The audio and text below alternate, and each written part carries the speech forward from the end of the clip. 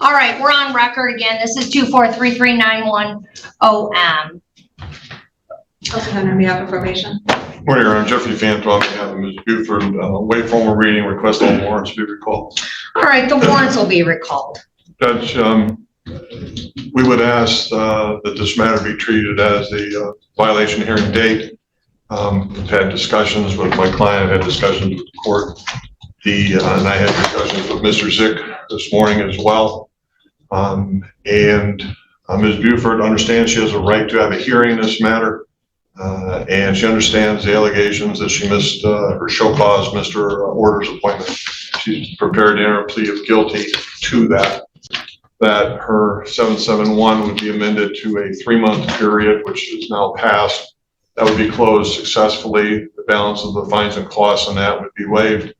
Ma'am, do you understand all that? Yes. All right, Ms. Buford, don't come up here with the attitude. This courtroom is no stranger to drama, but today's hearing turns into a full-blown masterclass in courtroom disrespect. The defendant? A 22-year-old woman, Miss Buford, who strolls into court like it's a customer service line at the DMV. The judge? Calm at first, until Miss Buford's attitude lights a fuse. What was supposed to be a straightforward probation violation turns into a verbal beatdown. She's accused of missing court dates, canceling probation appointments, screaming at clerks, and even dropping F-bombs inside the courthouse. And when the judge lays out the facts, let's just say Miss Buford suddenly gets real quiet. But here's the kicker, despite the chaos, she still walks away without a criminal record. Confused yet? Oh, we're just getting started. Watch closely. As this young defendant learns the hard way that court isn't a place for ego, it's a place for accountability.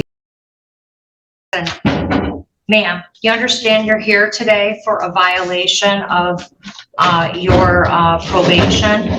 Yes. Is that a yes? Yes, ma'am. All right, you understand there's an allegation that you failed to appear for your orders on your probation. Yeah, yes. Ma'am. I have the recommendation. I'm looking for the actual violation.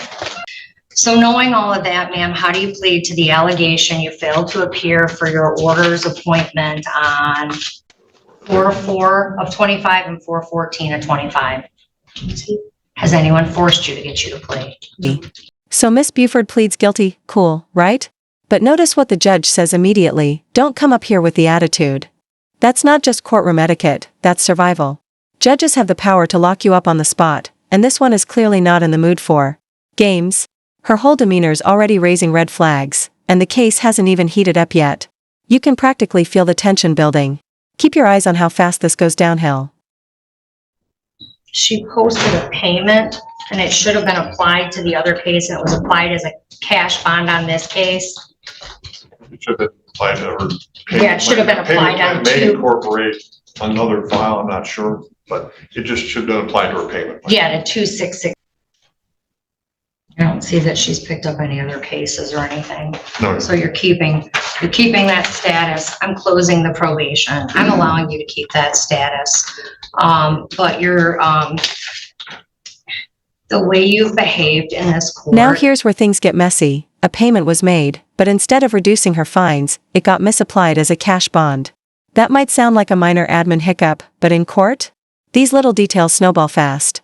She could have used that payment to close things out clean. Instead, the confusion just adds to the storm that's brewing, and the judge is already seeing this as another layer of irresponsibility. It's so egregious. Do you know, like, you're grown. How old are you? 22. You're 22 years old. You cannot come into places, a court, the one place in the world I could put you in jail. The one place you can't come into screaming, yelling, screaming the F word at people is here. You can't do that. Are you confused? Boom, there it is. The judge snaps. You're grown. You're 22. And this is the one place in the world I can put you in jail. That line right there? That's not just a lecture, it's a warning shot. The court has tolerated her antics long enough, missed appointments, cursing at staff, full-on meltdowns on phone calls. This isn't just attitude, it's a pattern of defiance. And it's about to cost her. Confused by that? I am a little confused by it because I was with my mother and I don't cuss in front of my mother. So I didn't scream any F words, or I didn't say any F bombs or disrespect anybody, because she was standing right next to me. You weren't disrespecting anyone down there? No. So why do my court officers have to come out? And why do all the notes in the file, on January 3rd, you called up to the court, this is another staff member. This is just another random staff member in the building writing a note. Very, very rude to all staff, screaming in my ear about her ticket, wants to know why she has a felony. She would not let me talk. These are the ROA notes. Then you cancel your appointment twice. My probation department's advised me that, you know, you and Kelsey, you had worked with Ms. Havner. She had to hang up the phone because of your behavior. And then after that, you called back again and you spoke to a clerk in the probation department who doesn't know anything about your case. And you were screaming at her too. I've got notes from so many different clerks in this file. Asked what I can help her with, and she began screaming at me. She wanted to talk to a supervisor. I tried to transfer, but she refused to talk to her. I had to terminate the call because she continued screaming and using profanities and would not let me speak.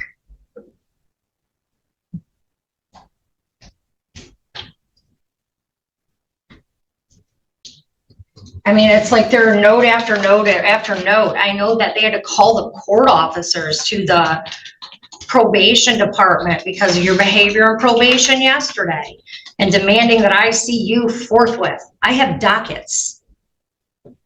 And you were on Did you it. catch that pivot? She says she was with her mom and doesn't cuss in front of her. But the court's got receipts. Actual clerks and probation staff logged her outbursts.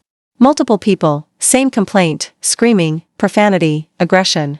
She's trying to play the innocent card, but that doesn't work when there's a full paper trail of chaos. At 1, and then you chose not to come back at 1. And it's like, this was a minor, you know, overall offense. I mean, I know that because I sentenced you immediately from the bench and just gave you non-reporting probation. All you had to do was come in and do your orders with Ms. Havner, not pick up any new cases. And you can't do it. You missed that appointment 2 times. It's like a lack of self-control. Everyone here is the bad guy. So your payment plan continues on the driving while license suspended and the civil infraction for expired plate that you have. On this case, I'm closing the file. You will keep your diversionary status. You've got no prior criminal history. You're young. I don't want to make you a criminal, even though it seems like you want that on your record. I'll waive the balance because you're doing 5 days jail forthwith. But she report on Friday morning. No. Ma'am, an appeal to circuit court may be taken within 21 days of the date of sentence or is permitted pursuant to MCR 6.625 parent B. If the sentence includes incarceration and you wish to file an appeal but are financially unable to retain a lawyer, the court will appoint the lawyer to represent you on the appeal. If the request for the lawyer is made within 14 days of date of sentence. Thank you. You taking her to jail today? She's going right now. Can I at least get a hug or something? No, but if she has anything she needs to give you, she can hand it to the court officer.